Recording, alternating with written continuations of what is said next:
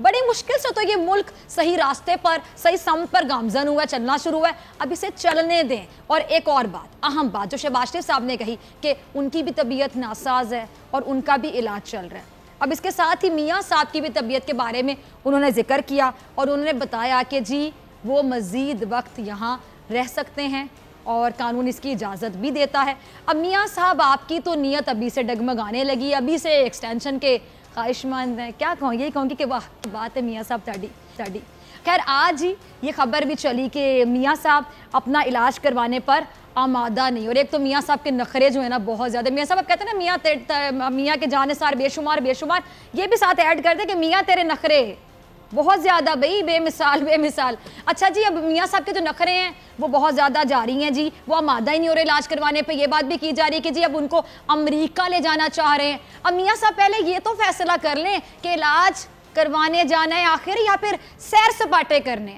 अब आपको क्या लगता है कि आपकी बीमारी का इलाज क्या लंदन में भी नहीं हो सकता? पहले कहा जाता था सिर्फ वही हॉस्पिटल है, वहीं जाके उसी सरजमीन पे इलाज होगा, अब वहाँ पे भी नहीं होगा, तो फिर क्या हल है?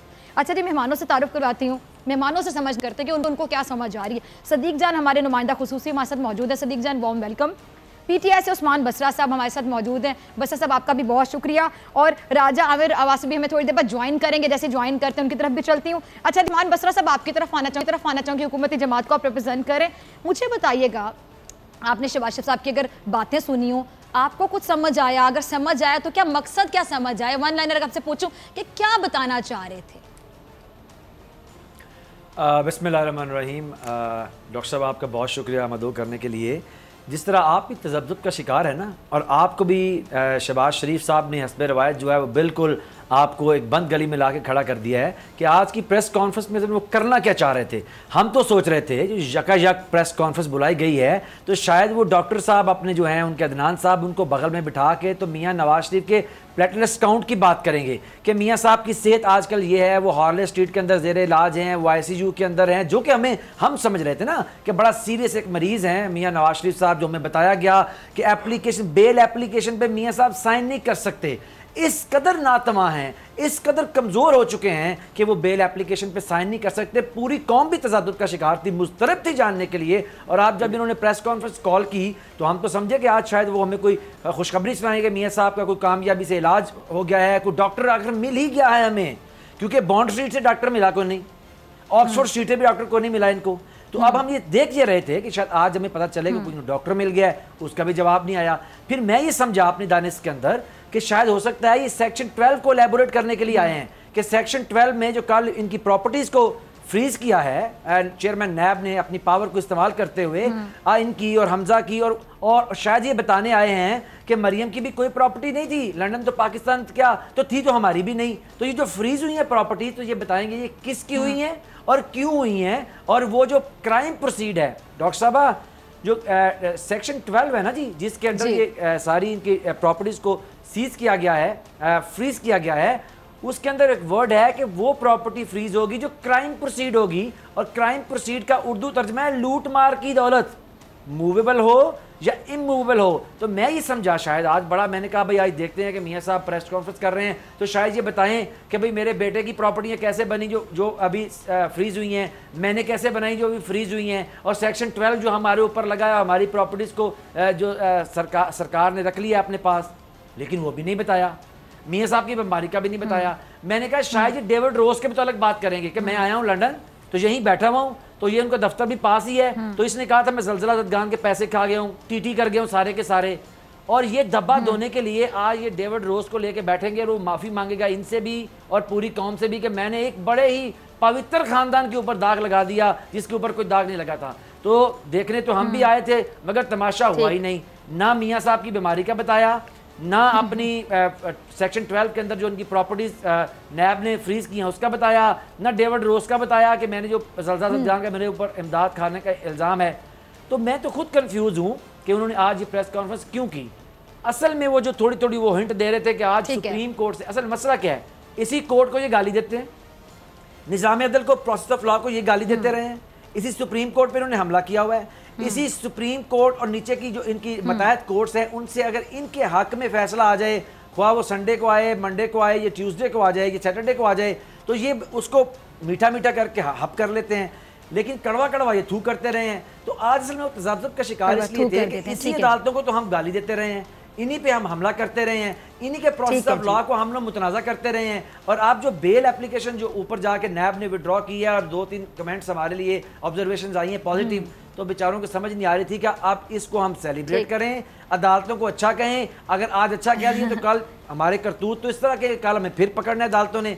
असल में वो बेचारे कंफ्यूज पर्सनालिटी का शिकार हैं और अल्टीमेटली उन्होंने ये रिवील हमें ये किया, और जो सुन के आपको भी हैरत हुई, उन्होंने कहा मैं भी बीमार हूँ और लगता है मुझे भी अब यहीं पर रहना पड़ेगा। और मियाँ साहब की एक्सटेंशन के हवाले से भी उन्होंने थोड़ी सी खबर सुना दी, और वो जो एक बड़ी नेल्सन मंडेला की रूह वाला खानदान था वो तो चले जी। सदीक जान आपकी तरफ आना चाहिए। ठीक है बसरा साहब, आपका पॉइंट आ गया, बल्कि पॉइंट्स आ गए काफी ज्यादा। ठीक है जी सदीक, आपकी तरफ आना। सदीक आपको याद है हमने कुछ दिन पहले जब प्रोग्राम किया था तो हमने एक बात नाजरीन को पहले ही बता दी थी कि ये मियाँ साहब की वहां पे जाके एक्सटेंशन जरूर होगी, कि यहाँ पे कोई और एक्सटेंशन डिस्कस हो रही है, लेकिन हमने मियाँ साहब की एक्सटेंशन के बारे से खबर ये दी थी कि मियाँ साहब जाएंगे और यकीनन एक आधा मेडिकल सर्टिफिकेट आएगा और कहा जाएगा कि अब इतने दिन रेस्ट और चाहिए या इतने दिन का रेस्ट और बढ़ा दिया जाए। और डॉक्टर अब कह रहे हैं कि जी अभी हालत नहीं संभली है, तो लिहाजा अब ये इतने दिन बाद तशरीफ लेकर आएंगे। खैर अल्लाह उनको सेहत दे, मैं बार बार कह रही हूँ, लेकिन खुद क्यों बाज़िद हैं? सदीक को समझ आ रही है, अब वो कहते हैं लंदन में भी उनका इलाज नहीं होगा। मुझे समझ नहीं आती कि एक तो ये लोग बीमार हैं और पूरी कौम को इनकी बीमारी ने परेशान कर रखा है, नेशनल किस्म की बीमारी रजिस्टर हो चुके हैं। टीवी पे भी आए दिन हम देखते थे इनकी बीमारियां ज्यादा डिस्कस हो रही होती थी, ब्रेकिंग न्यूज होती थी कि मियाँ साहब की हार्ट बीट कितनी है, पल्स रेट कैसे है, मियाँ साहब के कहाँ पे कहाँ दर्द हो रहा है, कैसे ये सही होगा। अब चले गए हैं ना, रिलीफ भी मिल गया, अब वहां जाके क्यों बाज़िद हैं? ये छोटे से बच्चे तो नहीं ना, 3 बार वजीर आजम रह चुके, जल्द से जल्द इलाज करके वापस आए। देखें, इसका जवाब देने से पहले आपने इंट्रो में एक लफ्ज़ कहा मियाँ दे नखरे, तो मैं तो उसके बाद आपका फ़ैन हो गया हूँ।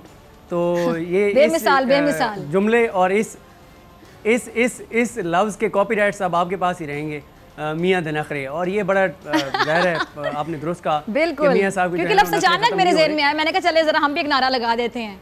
बिल्कुल बिल्कुल सही। तो मैं बहरहाल आपका फ़ैन हो गया हूँ इस आपने जो मियाँ साहब को, ये जो आपने मियाँ साहब के पूरे ड्रामे को, चलो सदीक मैं तो पहले से आपकी फ़ैन हूँ, अब मुझे एक अंदर से खबर बताएं सदीक, आप कोर्ट की बीट को कवर करते हैं, ठीक है, मुझे चीज़ समझ नहीं रही, आप ज़रा मुझे समझा दें कि किस बात पे ये लोग इतने खुश हो रहे थे, किसने इनको सादिक कह दिया, किसने इनको अमीन कह दिया, खुद को बड़ा मासूम साबित कर रहे हैं, प्रेस कॉन्फ्रेंस में कह रहे हैं जी मैं सुरखरू हो चुका हूँ, इसके साथ साथ दूध का दूध पानी का पानी हो गया। कौन सा दूध, कौन सा पानी, कौन सा सुरखरू, क्या हो गया? किसने इनको क्लीन चिट दे दी? किसने कह दिया कि आप सादिक हैं, आप अमीन हैं, आपसे ज़्यादा मासूम कोई है ही नहीं? क्या बहकी बहकी बातें करते हैं ये लोग। देखें, बात यह है कि 2 लोगों को मैं समझता हूँ कि सीरियस नहीं लिया जाना चाहिए, एक फजलुर रहमान साहब को और एक शहबाज शरीफ साहब को। शहबाज शरीफ साहब को सीरियस इसलिए नहीं लेना चाहिए कि ये वो शहबाज, देखें शहबाज शरीफ साहब आज जो प्रेस कॉन्फ्रेंस बैठे कर रहे थे ना, आप अब ज़हन में रखिए वो प्रेस कॉन्फ्रेंस जो इन्होंने सानिया माल्टन के बाद की थी, उसमें भी इन्होंने कहा था कि अगर मेरी तरफ उंगली भी उठाए तो मैं सियासत पे लानत भेज दूंगा, इक़्तिदार पे लानत भेज दूंगा, इस्तीफ़ा दे दूंगा, ये कर दूंगा, वो कर दूंगा। दूसरा शहबाज शरीफ साहब एक पक्का डायलॉग है उनका, और वो डायलॉग उनका ये है कि वो कहते हैं कि मेरे ऊपर एक धेले की भी करप्शन साबित हो गई ना तो मैं अगर कब्र में भी चला जाऊँ तो निकाल के लटका देना। तो ये जो उनका डायलॉग है ये भी वैसे एक तरह से तो उनकी बात ठीक है कि एक ढेले की तो करप्शन है ही नहीं, यहाँ पे तो अरबों की करप्शन है, यहाँ पे तो टीटीज का मामला है, यहाँ पे तो करोड़ों की करप्शन है। और ये जो कल की उन्होंने बात की ना कि कल बड़ा मैं सुरखरू हो गया हूँ, अगर वो कल सुरखरू हो गए हैं नैब की जानिब से दरखास्त जमानत वापस लेने पे, तो फिर आप बताएं कि आप तो कह रहे हैं कि नैब और न्याजी का गठजोड़ है, तो फिर इमरान खान साहब तो चाहते हैं कि आप जेल में रहें, आपकी जमानत मनसूख हो, तो आपकी जमानत की दरखास्त नैब ने वापस लेके इमरान खान का फायदा किया, इमरान खान का नुकसान किया है। और दरखास्त वापस लेने से आपको फायदा हुआ है, नुकसान हुआ है। अगर नैब के दरखास्त वापस लेने से आपको फायदा हुआ है तो फिर तो गठजोड़ आपका और नैब का हो गया, अगर आपकी बात को मान लिया जाए तो।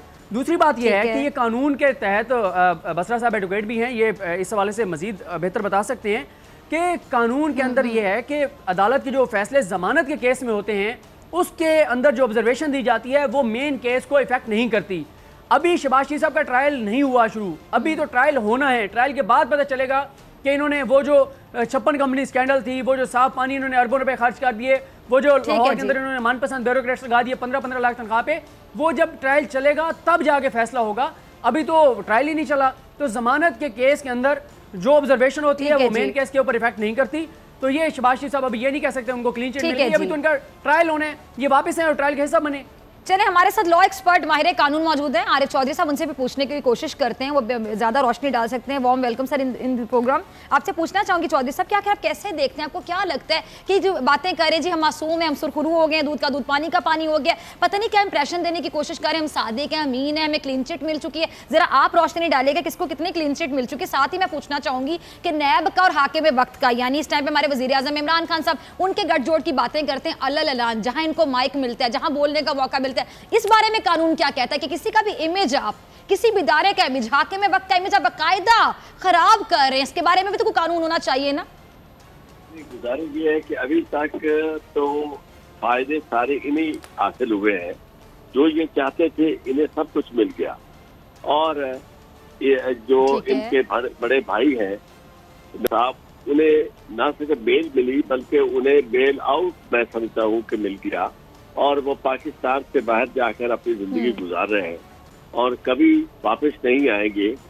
पाकिस्तान में करप्शन के मामले में अब तक जितनी भी तहकीकात हुई है, मैं समझता हूँ कि वो बिल्कुल बेफायदा है, इसलिए कि जो बड़े मगरमच्छ है वो इतने ताकतवर हैं तो उनका कोई कुछ बिगाड़ नहीं सकता। उन्हें बीमारी के नाम पर वो सहूलतें मिल गई हैं, और इसके बाद शहबाज शरीफ साहब जो है वो भी इतने पावरफुल है कि वो भी जरा बराबर मैं समझता हूँ कि उनके खिलाफ कोई बात, जितनी चीजें सारी रिकॉर्ड उनके पास मौजूद है नैब के पास, लेकिन इसके बावजूद यानी वो उन्हें इतनी सहूलतें मौजूद है इस वजह से कि कई वो अपोजिशन लीडर है, और उन्हें जनाब कई यानी जब उन्हें प्रोडक्शन ऑर्डर हो जाते हैं वो जेल में उन्होंने वक्त ही नहीं गुजारा, उन्होंने कोई तकलीफ ही नहीं उठाई, इसी वजह से वो इसे एक मजाक के तौर पर ले रहे हैं कि सारी चीजें जो है उनकी तरफ। मैं नहीं समझता कि वो पाकिस्तान में रहते हुए उन्हें जरा सी परेशानी हो, या वो जो करप्शन का पैसा उनके पास है वो कभी वो वापस करें, तो मैं समझता हूँ इससे ज्यादा उन्हें फायदा क्या हो सकता है। और यही वजह है कि अगर यहाँ से फ्ली मार्केट करता है तो वो बिजनेसमैन करता है जिसे कोई खतरा होता है। सियासतदान जो है वो इतनी ज्यादा सियासत करता है और इतना ज्यादा वो अपोलोजेटिक यानी डिफेंसिव पे ले आता है इदारों को कि जनाब उसके पास सारे वसाइल मौजूद होते हैं, तमाम मीडिया उसका सपोर्टर, और खासतौर पे नवाज ये जो शहबाज शरीफ और उनकी पार्टी है उनको तो हमेशा अदालतों से भी फायदा मिला है, उनको मीडिया भी उनका साथ देता है। मैं नहीं समझता कि उन्हें किसी तौर पर भी कोई परेशानी हो, वो they always go escort free, जितनी मर्जी वो करप्शन कर ले उनका कोई बिगाड़ने वाला कुछ नहीं है। इसीलिए वो मैं समझता हूँ कि पूरे सिस्टम के साथ एक इसे मजाक कर रहे हैं, और there is no one to stop that. अच्छा चौधरी साहब ये बताइएगा कि अभी से उन्होंने एक्सटेंशन की ख्वाहिश का इजहार करना शुरू कर दिया, और हमने तो पहले खबर दी थी कि जाएंगे और जाके मियाँ साहब के नखरे जो बेमिसाल किस्म के, वो कहेंगे कि अभी जी 15 दिन और लगेंगे, 20 दिन और लगेंगे, कोई ना कोई मेडिकल सर्टिफिकेट आएगा। अब अदालत ने इनको रिलीफ दिया और एहसानमंद हो ये अदलिया के कि भी इनको बीमारी का इलाज करवाने के लिए टाइम मिला, जाएँ आप इतने हफ्ते के लिए इलाज करवा के आ जाएँ। एक तो वाजिद है कि मतलब वो ड्रामे चल रहे हैं कि टाइम किसी तरह बढ़ जाए कि यहाँ से इलाज नहीं करवाना वहाँ चले जाएँ, वहाँ से नहीं कराना उथे तोड़ जाओ। ये बताइएगा कि क्या उस ऑर्डर में गुंजाइश है एक्सटेंशन की, या ये अपनी मनमानियाँ करें कि हमें एक्सटेंशन चाहिए, यानी क्या भाई जो इनका दिल चाहेगा वो इनको मिलेगा? क्या समझते हैं ये खुद को कानून से बालातर समझते हैं? कौन है ये लोग? वो ऑर्डर मैडम इनके लिए बड़ा फ्लेक्सिबल ऑर्डर है, उसमें उन्होंने कहा है कि जब तक मियां साहब की सेहत दुरुस्त नहीं होती, जब तक वो हेल्दी नहीं होते, उस वक्त तक वो एक्सटेंशन ले सकते हैं। उस ऑर्डर में तो बड़ी गुंजाइश मौजूद है, यानी कोई टाइम लिमिट नहीं है चौधरी साहब, चाहे मियां साहब 6 महीने में ठीक होते रहें, जितनी मर्जी देर लगे। देखिए मैं आपको एक कर्ज करूं कि जितनी वो बीमारियां हैं वो सारी एक, मैं समझता हूँ he has got multiple diseases, और उसमें यह है कि जो तो वो बीमारियां तो फिर 6-7 साल में सही होंगी चौधरी साहब, जितनी बीमारियां बताई जाती हैं। और दूसरा है उनका इलाज आपस में इंट्रा कंट्राडिक्टरी इलाज होता है, क्योंकि एक बीमारी का इलाज करते हैं तो उससे दूसरी बीमारी बिगड़ जाती है, जिस तरह की बज़ाहिर बीमारियों का जिक्र आया है। मैं नहीं समझता कि कभी भी कोई डॉक्टर वहाँ उन्हें इस तरह का सर्टिफिकेट दे कि मियाँ साहब इतने सेहतमंद हो गए कि ये वहाँ स्ट्रेस फ्री एटमॉस्फेयर में जाके जेल काट सकते हैं, क्योंकि जेल तो उनके लिए स्ट्रेसफुल मामला है। तो इसलिए उनका काम तो चलता रहेगा, जब वो यहाँ से चले गए तो ये समझे कि वो हमेशा के लिए चले गए। जेल कम अज कम मियाँ साहब के लिए नहीं है, मियाँ साहब का अपना पूरा टाइम गुजरेगा, और कभी सर्टिफिकेट इस तरह का नहीं होगा कि मियाँ साहब बड़े हेल्दी हो गए हैं और वो फिट है कि जनाब उन्हें आप दोबारा जेल सेंटेंस जो है वो सर्व करवा सके। तो इसलिए ये काम उन्हें पता है कि ये जो काम हुआ था कोई इस तरह आर्जी काम नहीं था। सब्सक्राइब करें और बेल दबाएं ताकि कोई खबर रह न जाए।